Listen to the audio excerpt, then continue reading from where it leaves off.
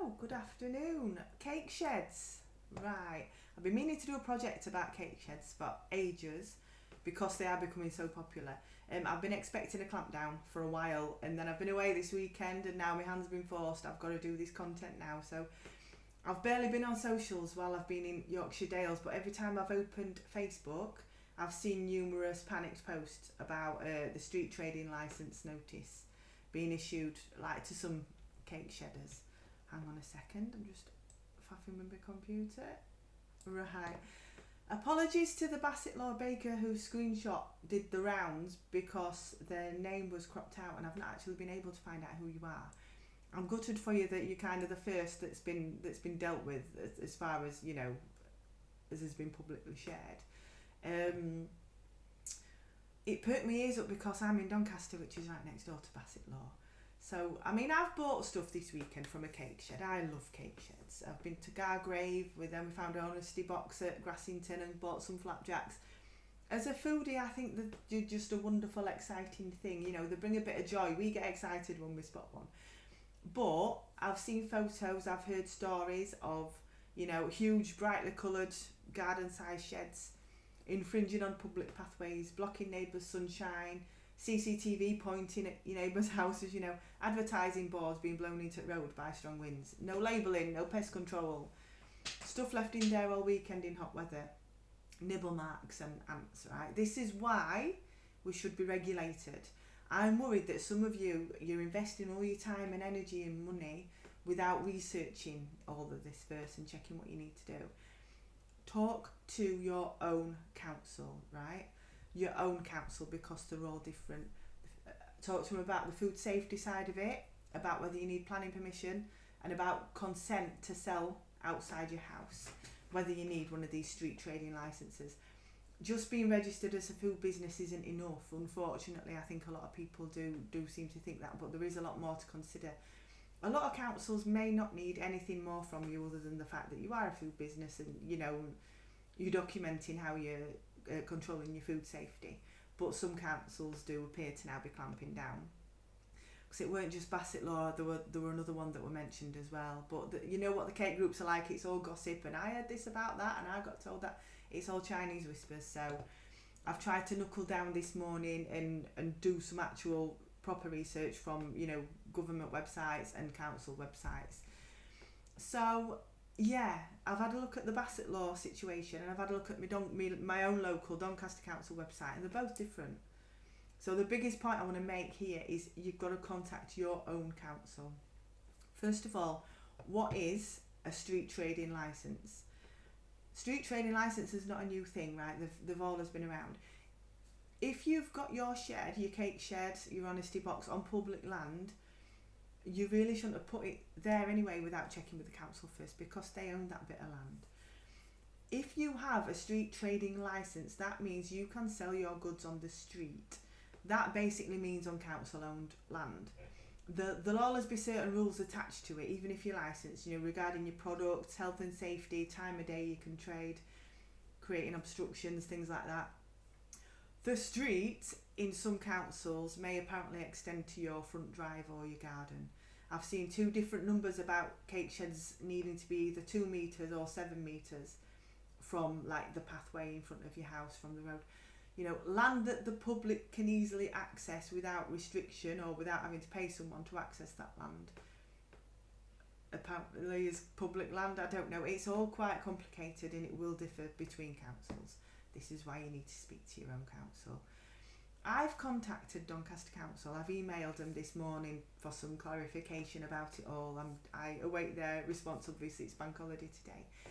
Because the DMB website is a bit confusing. It says they just don't issue street trading licences, but then it gives a list of streets that street trading isn't allowed on. So does that mean that it is allowed without any kind of permit or licence on the streets that are not on the prohibited list? It's really confusing. That Doncaster also said selling on private land, consent may not be required, but planning permission might be required, so contact the planning department. That's a bit scary. I'll go into that a bit later.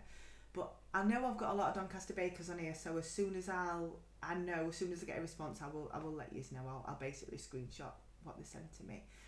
Bassett Law appear to be saying that from this month, all cake sheds and honesty boxes that are run by HMRC registered businesses need to have their own street trading licence, or their consent as they're calling it.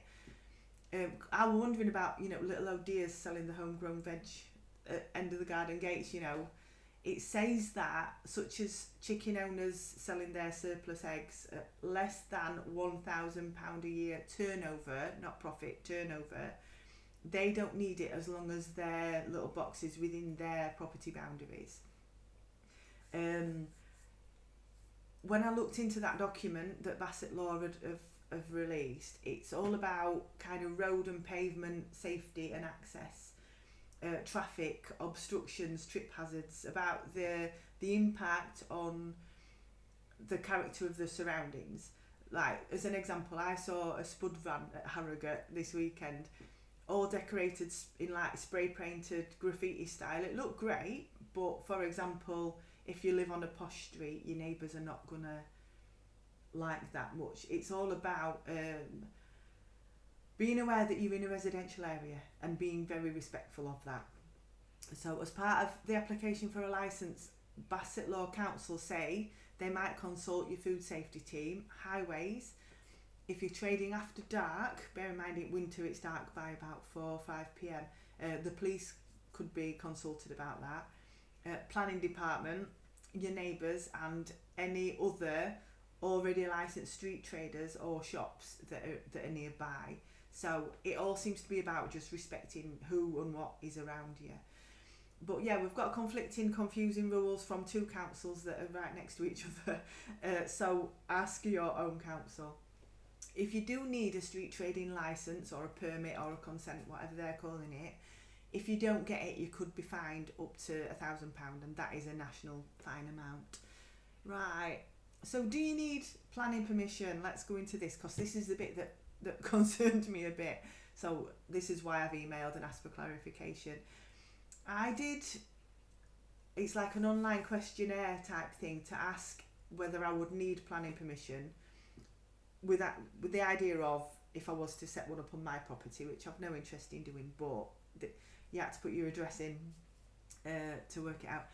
It asks for all the details of what development you're planning, and at the end it tells you if you may need planning permission or if you will need it, and then tells you to contact him for further details.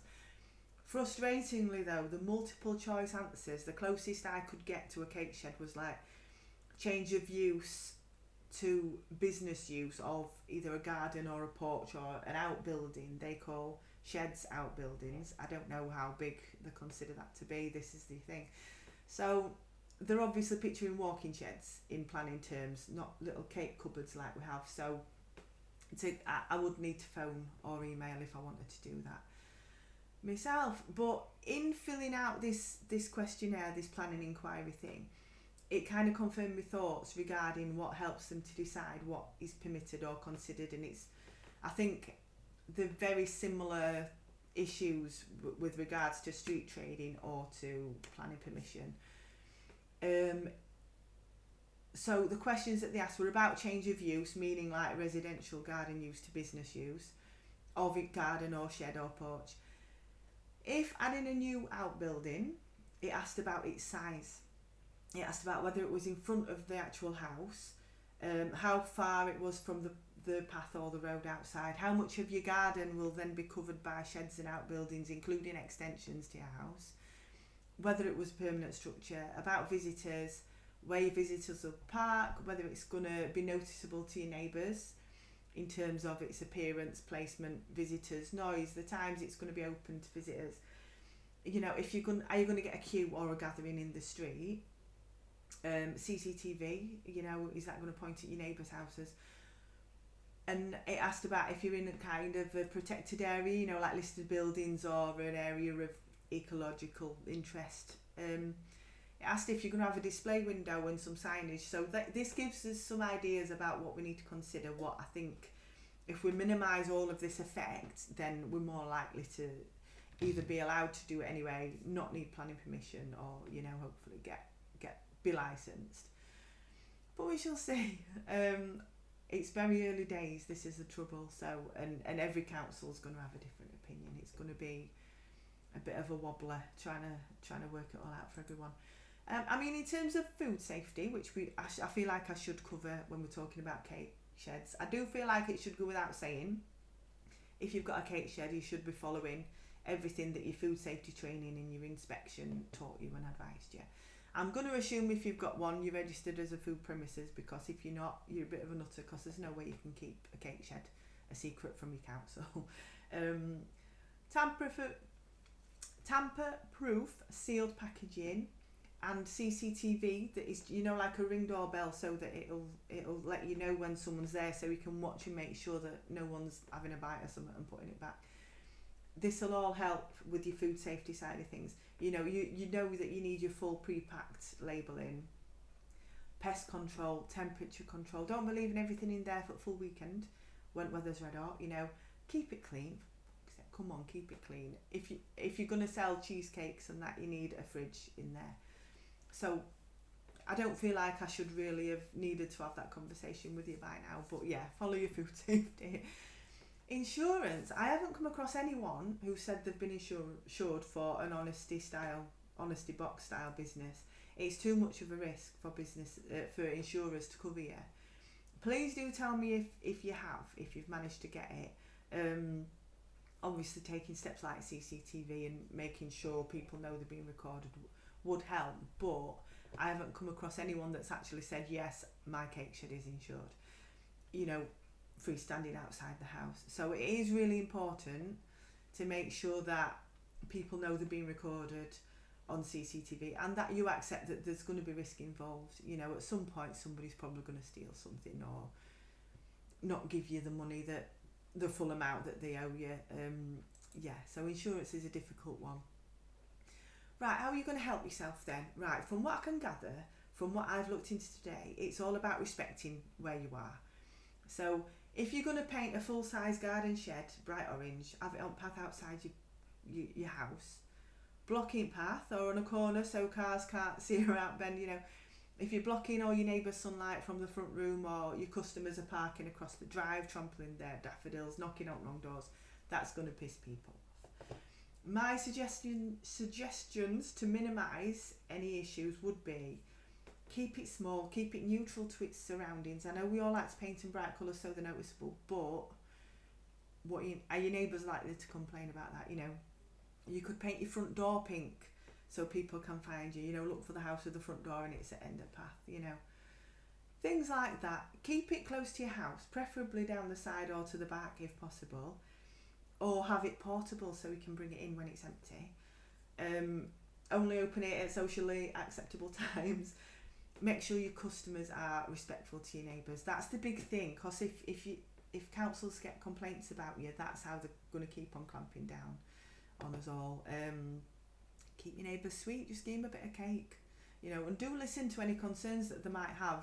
They might need access to the drives at all time of day. It's no good if you're opening and all of a sudden you've got 10 cars waiting, queuing. It's going to wind your neighbours up, isn't it? So maybe stagger your arrange times with your customers. I don't know. See if you can come to some way of opening that doesn't upset everyone on the street. Because it's complaints to councils that get the councils clamping down on us, and rightfully so in a lot of the cases I have seen.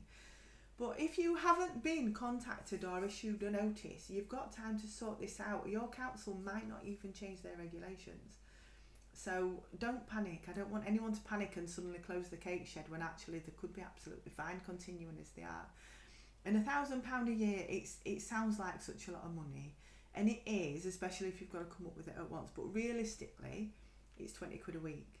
If you're selling 100 items a week from your shed, they need to go up by 20 pence an item to cover your cost, or make them a tiny bit smaller for the same price. I know we love shrinkflation, don't we? Or just really push your advertising, try and make an extra £20 a week profit to cover it. It's horrible. I know we don't like it, but regulations are there for a reason. we might disagree with councils, but they are there to keep things running nicely. So let me know what your experiences are if you've yourself had a cake shed or inquired about opening a cake shed, and which council you've dealt with and what their response was about it, and then we can all help each other.